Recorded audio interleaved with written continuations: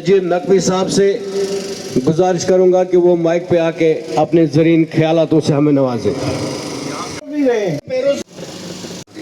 انا للہ و انا الیہ راجعون۔ اللہ تعالیٰ ان کو جنت الفردوس میں جگہ دے دے۔ اور ایک پارٹی کا لیڈر کہتا ہے میں تو ڈوڈا سے اٹھا ہوں، میں تو بدرواہ سے آیا ہوں، یہی کیا نا اس نے چیف منسٹر بھی بنا، وہاں سڑکیں نہیں ہیں کہ روز لوگ مر رہے ہیں۔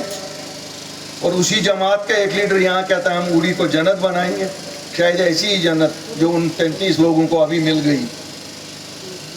یہ وہی لوگ ہیں جو بہت بڑی بڑی باتیں کرتے ہیں، ہندوستان کے سب سے بڑے عہدوں پہ رہے، لیکن کبھی یاد نہیں رہا جس مٹی سے اٹھے اس مٹی کے لیے تو کچھ نہیں کیا۔ اب ان کو یاد آ گیا ہے کہ ڈوڈا بدرواہ کی ڈیولپمنٹ کریں گے۔ ارے صاحب آپ تو 50 سال ہندوستان کے سب سے بڑے عہدے پہ بھی رہے، اس وقت آپ کو یاد نہیں رہا؟ آپ تو بہت کچھ گنواتے ہیں، ذرا ہمیں یہ بھی گنواؤ۔ ڈوڈا بدرواہ کشتواڑ میں آپ نے کیا کیا، کیا پاڈر میں کیا کیا، مڑوا کو سڑک کیوں نہیں آج تک؟ میں تو آپ لوگوں کو اس لیے یہ کہتا ہوں کہ تاکہ آپ بھی ذہن نشین ہو جائیں، یہ لوگوں کے قول اور فعل میں تضاد ہے۔ آج ایک جماعت کہتی ہے کہ 1984 میں کچھ لوگوں نے سازش کی اور حکومت گرائی۔ کل ایک جماعت کے بڑے لیڈر نے کہا کیا یہ کسی خاندان کی جاگیر ہے جو حکومتیں بنتی ہیں؟ ڈیموکریسی ہے، ڈیموکریسی میں جس کے ساتھ ایم ایل اے ہوتے ہیں اسی کی حکومت بنتی ہے۔ ڈیموکریٹکلی اگر ان سے لوگ بھاگ گئے، کیوں ان کو لگتا تھا کہ لوگ جو ایم ایل اے ہیں وہ شاید ان کے گھر کے نوکر ہیں۔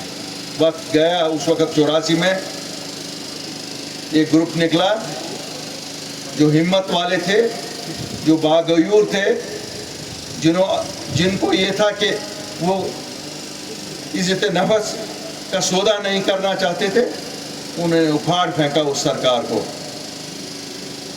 اور اس سرکار کے چرچے آج تک ہوتے ہیں۔ ہم تو شاید 20-22 سال کے تھے تب، لیکن ہمیں بھی فخر ہے کہ ہم نے بھی وہ سرکار دیکھی، اور اس سرکار میں جو کام ہوا ابھی تک لوگ یاد کرتے ہیں۔ کل وہی لیڈر پھر کہتا ہے 1999 میں جب ہم نے آٹونومی کی ریزولوشن پاس کی تو پھر صاحب دلی والوں نے ایک نئی جماعت بنائی۔ ارے ہمیں کیا سنا رہے ہو؟ تم تو اسی جماعت کے ساتھ، جس جماعت کی تم باتیں کرتے ہو، بغلگیر آج کل ہو۔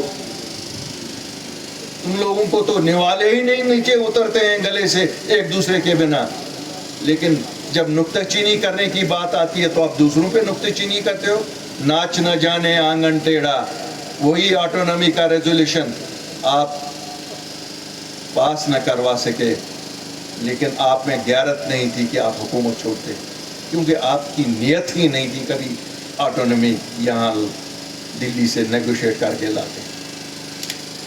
آپ اگر نیگوشیٹ کرتے تھے نیشنل کانفرنس والوں، آپ اپنی حکومت نیگوشیٹ کرتے تھے۔ آپ نے کبھی جموں کشمیر کے لوگوں کے حقوق کی بات نہیں کی۔ آپ نے جب بھی بات کی تو بلیک میلنگ دلی کو اس لیے ہوتی تھی کہ ہمیں کیا دو گے وہ۔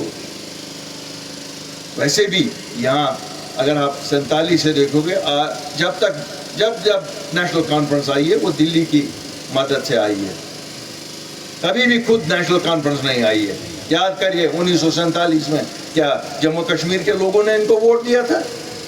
انہوں نے حکومت بنائی؟ کبھی نہیں۔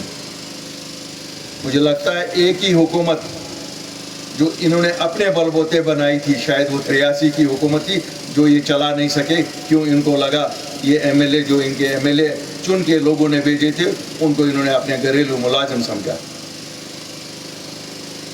1987 میں راجیو گاندھی کی مہربانی سے بنی تھی، اور اس حکومت کا خمیازہ ہم آج تک اٹھا رہے ہیں۔